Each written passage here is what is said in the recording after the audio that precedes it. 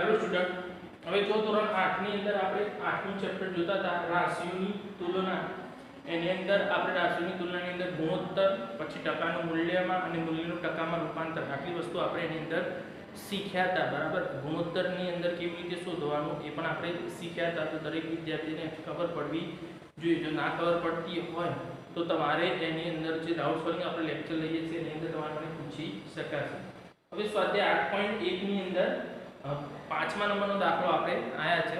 જો ચમેલી પાસે તેની રકમના 75% વાપર્યા પછી ₹600 બાકી રહેતા હોય તો તેની પાસે શરૂઆતમાં કુલ કેટલી રકમ હશે?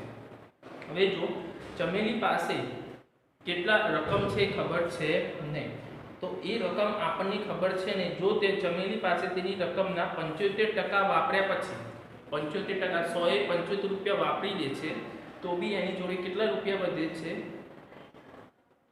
તો 600 રૂપિયા બાકી વધે છે। હવે વાપર્યા પછી તો બાકી જે વધે છે, બરાબર, એ આપણે એને લેવાનું છે કે બાકી કેટલા, તો બાકી વધેલી રકમની ટકાવારી આપણે લઈએ તો બાકી વધેલી રકમની ટકાવારી બરાબર તો કેટલા આવશે? 75 માઈનસ 100 માઈનસ 75 100 માઈનસ 75 100 માઈનસ 75 બરાબર કેટલા આવશે? 25%। કેટલી રકમ બાકી રહેશે? 25% એને બાકી રહેશે। હવે જો 25% બાકી રહે છે તો એની અંદર આપણે જે ખબર પડી કે જે બાકી ભાગ છે એ બાકી ભાગની અંદર પણ આપણને એની અંદર ખબર પડશે કે કેટલી ભાગ કેવી રીતે। તો એ જે 25% ભાગ બાકી રહે છે એ 25% ભાગની અંદર આપણને જે 75% વાપરે પછી બાકી એના, તો ચમેલી પાસે બાકી વધેલી રકમ, બાકી વધેલી રકમ કેટલી છે? ₹600। કેટલા છે? 600। તેના પરથી આપણને ખબર પડી જાય તો 25% બરાબર ₹600 છે, માટે 100% બરાબર કેટલા? તો આપણે 100 ગુણ્યા 600 છેદમાં 25 25 ચોક 100 ને 6 ચોક 24 તો કેટલા? 2400 રૂપિયા। તો એની અંદર ચમેલી પાસે શરૂઆતથી એની અંદર કેટલા રૂપિયા હશે? 2400 રૂપિયા એની જોડે હશે, બરાબર। તો એ આના પરથી આપણને ખબર પડી કે કેટલા રૂપિયા એની જોડે હશે। હવે જો અહીંયા આપણને આપ્યું છે એક શહેરમાં કુલ વ્યક્તિઓમાંથી 60% વ્યક્તિઓ ક્રિકેટ, 30% વ્યક્તિઓ ફૂટબોલ અને બાકીની વ્યક્તિઓ બીજી રમત રમે છે। જો શહેરમાં કુલ 50 લાખ વ્યક્તિઓ હોય તો પ્રત્યેક રમતમાં કુલ વ્યક્તિઓની કેટલી સંખ્યા હશે? બરાબર, તો ટોટલ આપણને જે સંખ્યા છે એ સંખ્યાની અંદરથી આપણને ખબર પડી જાય કે કઈ સંખ્યા કેટલી અને કેવી રીતે આપણને આપેલી છે। તો પહેલી અંદર એની અંદર આપણે પહેલું જોઈએ તો કુલ વસ્તી બરાબર કેટલી છે? 50 લાખ। કેટલી છે? 50 લાખ છે। એની અંદરથી શું કીધું? એક શહેરમાં કુલ વ્યક્તિઓની સંખ્યા, એટલે વસ્તી કે વ્યક્તિ, એની અંદરથી વ્યક્તિઓ 60% વ્યક્તિઓ ક્રિકેટની અંદર, તો અહીંયા ક્રિકેટ બરાબર 60%, તો બરાબર ક્રિકેટ માટે આપણે જોઈએ તો ક્રિકેટ 60% છે તો 100 એ 60 માટે 50 લાખે કેટલા? તો એની અંદર જો 50 લાખ ગુણ્યા 60 છેદમાં 1 2 1 અને 2 શું નીકળી ગયા, ગુણાકાર કરે તો 6 5 30 1 2 3 4 અને 5 2 3 4 અને 5 તો કેટલા આયા? 30 લાખ વ્યક્તિ ક્રિકેટમાં એમને રસ છે। ક્રિકેટની અંદર તો જો ક્રિકેટની અંદર એટલા વ્યક્તિઓ છે, પછી 30% વ્યક્તિઓ ફૂટબોલની અંદર, 30% ફૂટબોલ બરાબર કેટલા છે? 30%। તો અહીંયા એમાં પણ એ જ રીતે 130 માટે 50,000 કેટલા? તો અહીંયા પણ ક્રોસ ગુણાકાર 50,000 ગુણ્યા 30 છેદમાં 100 શૂન્ય નીકળી ગઈ, બીજી શું નીકળી ગઈ? 5 તરી 15 1 2 3 4 અને 5 2 4 અને 5 તો 15 લાખ. પછી આપણને શું કીધું છે? તો એની અંદર બાકીની વ્યક્તિઓ બીજી રમતો ગમે છે. તો બાકીની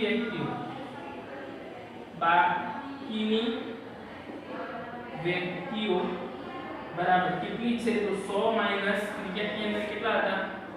60 માઈનસ ફૂટબોલની અંદર કેટલા હતા? 30. 100 માંથી 60 જાય તો 40 માઈનસ 30 બરાબર કેટલા આવ્યા? 10%. તો બાકીની વ્યક્તિઓ કેટલી છે? તો 10% વ્યક્તિઓ છે. તો એની અંદર આપણે જોઈએ તો 100 એ 10 માટે 50,000 કેટલા? તેમાં પણ ક્રોસ ગુણાકાર 2 3 10 છેદમાં 100 શૂન્ય નીકળી ગઈ બરાબર. તો એની અંદર જો 5 કા 5 1 2 3 4 5 2 4 1 5 તો 5 લાખ અહીંયા આપણે જેટલા પણ મળે છે બરાબર એટલી સંખ્યા આપણને ખબર પડી જશે. એની અંદરથી ખબર પડશે 30 લાખ 15 લાખ અને 5 લાખ ટોટલ એનું 50 લાખ વ્યક્તિઓ મળી જશે. તો આ રીતે આપણે એની અંદર લઈ શકીએ. જે આપણને આપેલું છે એમાં આપણે ખબર પડી જાય ચલો આ રીતે એને આ રીતે સ્વાધ્યાય 8 જે 1 છે એની અંદર આ રીતે આપણે એની અંદર લખી શકાય છે કે જેટલા પણ આપણને આપેલા છે તો એના જે પણ ભાગ આપણને આપે છે તેની પરથી આપણને તરત જ ખબર પડી જાય કે આની અંદર આટલો ભાગ છે અને આ રીતે આપણને આપેલું છે. તો એ રીતે આપણે એને લખી શકાય છે. આટલું તમે લખી દો પછી આગળ હું તમને શીખવાડું એની અંદર તો કેવી રીતે આપણે એને લખી શકાય છે.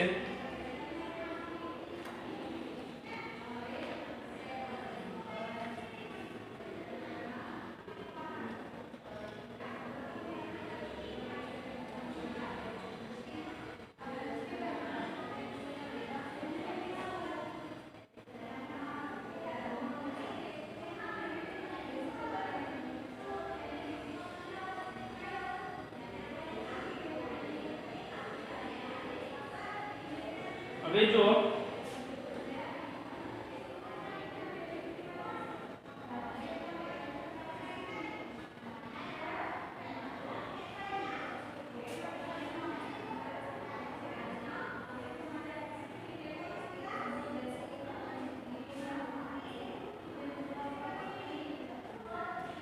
હવે ટકાવારીમાં વધારો અને ઘટાડો કે ટકાવારી જે છે એ ટકાવારીમાં વધારો તે ઘટાડો.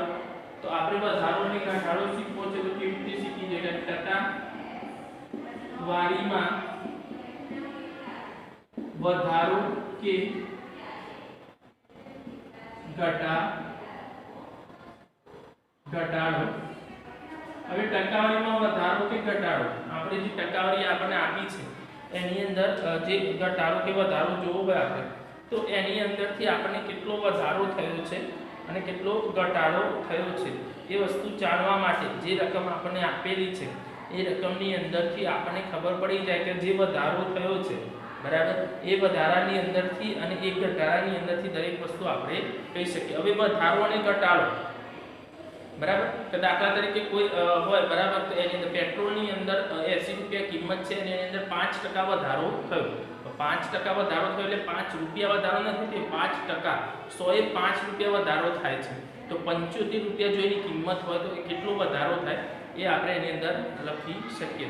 તો એને જે શોધવા માટે તો વધારો શોધવા માટે ટકાવારીનો વધારો શોધવા માટે તો જે વધારો છે એ વધારો આપણે શોધવો હોય તો ઘટાડાની ટકાવારી હોય કે વધારાની ટકાવારી એ આપણે એની અંદર શોધી શકાય છે કે કેટલો વધારો છે ને કેટલો ઘટાડો છે. તો એને આધારે આપણને ખબર પડે કે જે પણ વધારો આપણને આપેલો હોય તો વધારો શોધવા માટે જે સંખ્યા આપણે લઈએ છીએ તો એની અંદર જે ટકાવારી છે તો 100 થી આપણે લખીએ તો 100 એ 5 રૂપિયા થાય બરાબર તો 75 એ કેટલા, તો 75 એની અંદર કેટલા રૂપિયા થશે?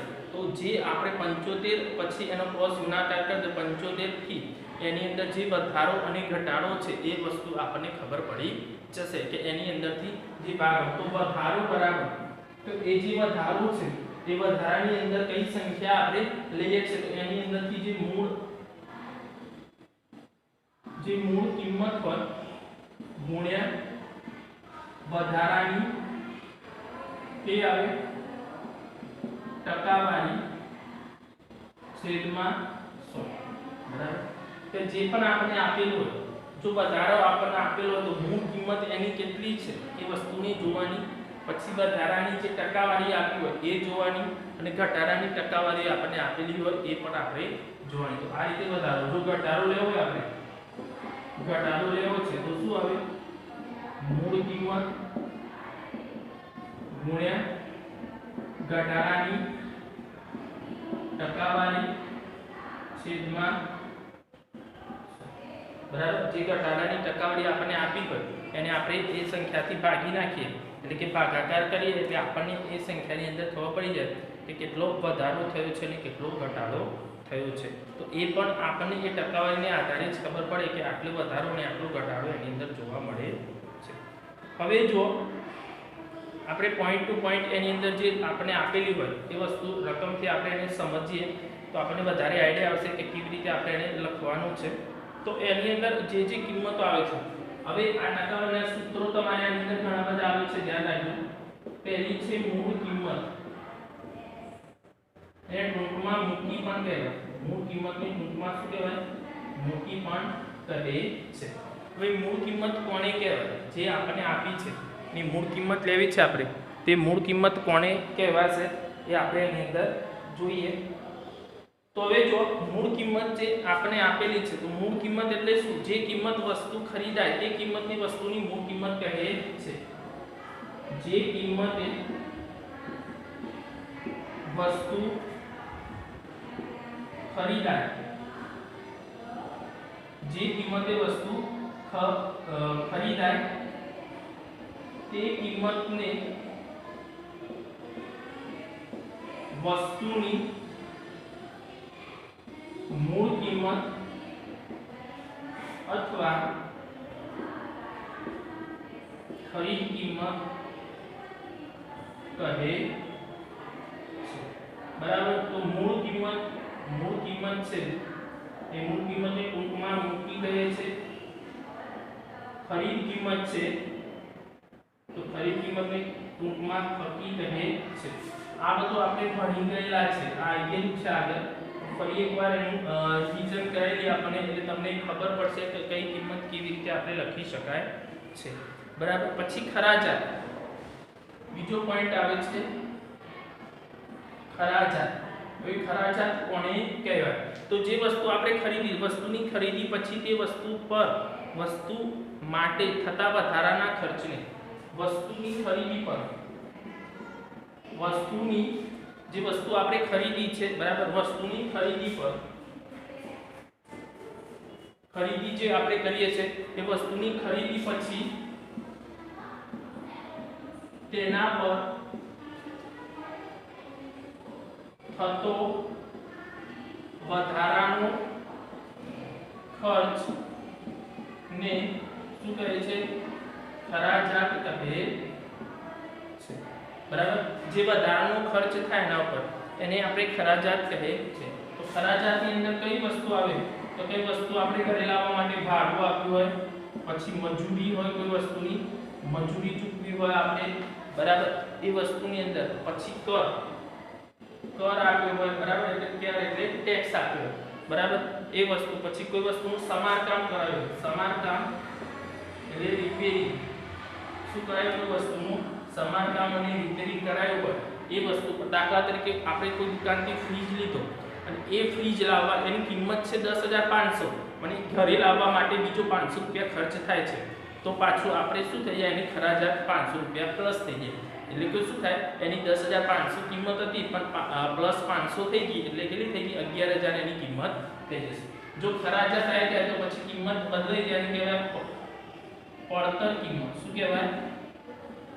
પડતર કિંમત એને ટૂંકમાં કહે છે પકી. પડતર કિંમત એટલે અને પડતર તો શું? તો ખરીદ કિંમત અને ખરાજાતના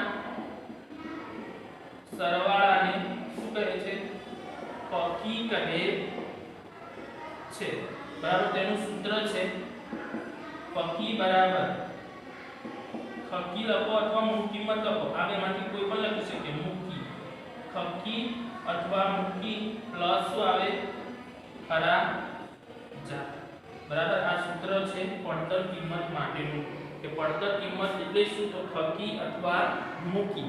બરાબર. ખરીદ કિંમત અથવા મૂળ કિંમત જે છે એ મૂળ કિંમત એની અંદરથી જો આપણે પડતર કિંમત જ્યારે અન્ય ખર્ચ ન થયો હોય ત્યારે મૂળ કિંમત જ પડતર કિંમત છે. આ યાદ રાખવાનું. આ પોઈન્ટ યાદ રાખવાનું. જ્યારે અન્ય ખર્ચ ન થયો હોય ત્યારે મૂકી એ જ પકી ગણાય છે. જે મૂળ કિંમત છે એટલે જ આપણે પડતર કિંમત ગણીએ છીએ. તો આ બધા જે સૂત્રો છે ધ્યાન રાખજો. આની અંદર બીજા ઘણા બધા સૂત્રોનો ઉપયોગ આપણે કરવાનો છે. બરાબર. તો આ જે સૂત્રો આપણે તમને લખાવ્યા ધારા ઘટાડાનું સૂત્ર છે. બરાબર. આ પડતર કિંમતનું સૂત્ર છે. હજી ઘણા બધા આપણે સૂત્રનો ઉપયોગ કરવાનો છે. બરાબર. તો આ સૂત્રો દરેક સૂત્રો તમારે એને યાદ રાખવાના છે. બરાબર. તો આ ખરાજાત પછી આપણે પડતર કિંમતને ટૂંકમાં પકી કહે છે. ખરીદ કિંમત અને ખરાજાતના સરવાળાને પડતર કિંમત કહેવામાં આવે છે. આટલું લખી દો પછી તમને આગળ લખાવો.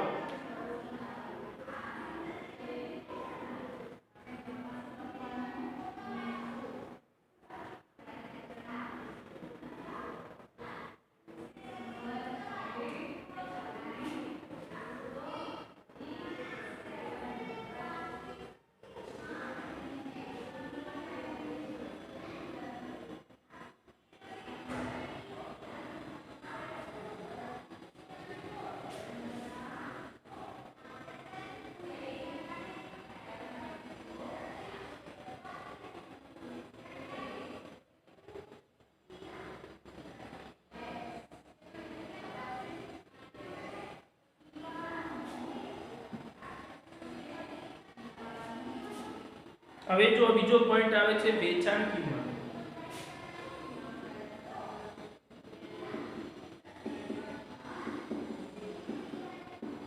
એ ટૂંકમાં શું કહેવાય?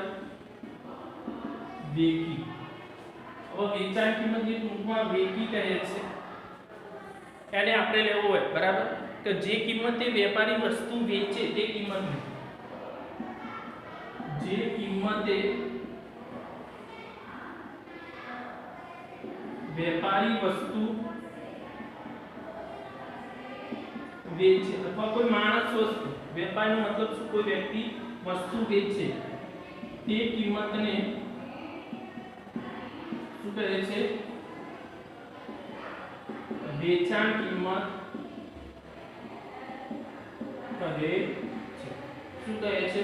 વેચાણ કિંમત કહે છે કે વસ્તુની વેચાણ કિંમત કે એ જે વસ્તુ જે છે એ વસ્તુ એને આટલા રૂપિયામાં વેચી આટલા રૂપિયામાં ખરીદી એ દરેક વસ્તુ એની અંદરથી એની વેચાણ કિંમત આપણને ખબર પડે છે. બરાબર. તો આ એની વેચાણ કિંમત તો એની વેચાણ કિંમત કહેવાય. પછી આવે છે નફો. હવે નફો. બરાબર. નફો આપણે કોને કહીએ? કે વસ્તુ વેચતા મૂકી કરતા મળતી વધારાની રકમ. મૂકી પર મળતી વધારાની રકમને નફો કહે. મૂળ કિંમત પર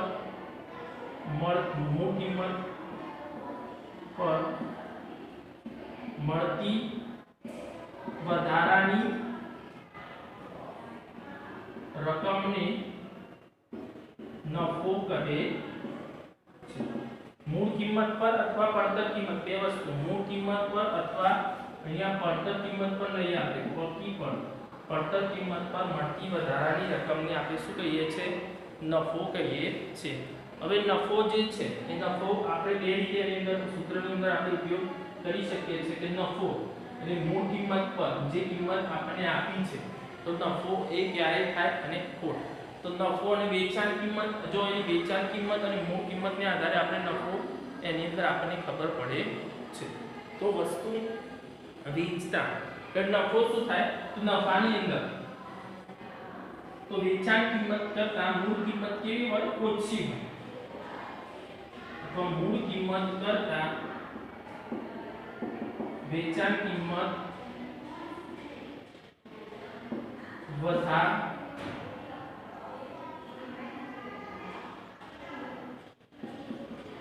બરાબર વધારે હોય ત્યારે નફો થાય છે. તો આ નફા માટે તો નફાનું સૂત્ર છે નફો બરાબર વેકી માઈનસ મૂકી અથવા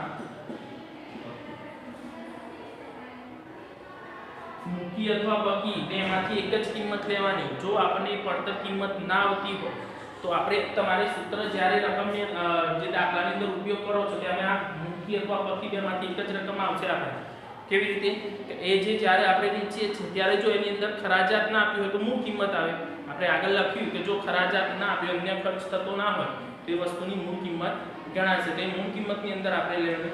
જો ખર્ચ થતો હોય બરાબર તો મૂળ કિંમતની જગ્યાએ પડતર કિંમત તો આપણે દાખલા ગણીશું એની અંદર તમને ખબર પડી જશે. પછી આવે છે ખોટ. બરાબર હવે ખોટ જે આપણે આપી છે એની અંદરથી આપણને જે પ્રમાણે આપી હોય તો ખોટ અને એની અંદરથી તો જે પ્રમાણે આપણને આપેલી છે તો ખોટ જે આપેલી હોય એ ખોટની અંદર તો નફો જે શોધવા માટે નફો આપણને આપેલો છે અને નફાની અંદર જે પ્રમાણે આપણે આપ્યું હોય. હવે નફો આપણને ટકામાં આપ્યો છે. શું આપે છે? નફો આપણને ટકામાં આપ્યો હોય અને એ જે ટકામાં નફો હોય એ ટકામાં નફો આપણને આપ્યો હોય અને એને આપણે રૂપિયામાં ફેરવવો હોય. જે પણ આપણને આપેલું છે એને ટકામાંથી આપણે રૂપિયામાં ફેરવવો હોય બરાબર. તો એને કેવી રીતે ફેરવી શકાય છે એ પણ આપણે એની અંદર જોવાનું છે. દાખલા તરીકે ટકામાં આપણને 10% નફો આપ્યો છે તેની અંદર બીજું આપણે સૂત્ર એની અંદર ઉપયોગ કરી શકીએ છીએ કે નફો જે છે એ આપણે જે રૂપિયામાં ફેરવવો છે તો નફો રૂપિયામાં ફેરવવો હોય કે જે આપણને આપ્યો છે એ નફાને આપણે રૂપિયાની અંદર ફેરવવો છે. તો રૂપિયાની અંદર ફેરવવા માટે કે ટકાની અંદર આપ્યું હોય તો 10% નફો છે તો 100 એ 10% ટકાવારીની આધારે નક્કી થશે. તો 100 એ 10% બરાબર તો 500 એ કેટલા. તો એની અંદર જો આપણે લેવું હોય તો એની શું કહેવાય મૂકી લેવાય બરાબર. તો મૂકી ગુણ્યા નફો ટકામાં છેદમાં 100 આ સૂત્રનો આપણે ઉપયોગ કરવાનો રહેશે જ્યારે આપણે ટકામાં લેવો હોય. પછી નફો ટકામાં ફેરવવો હોય.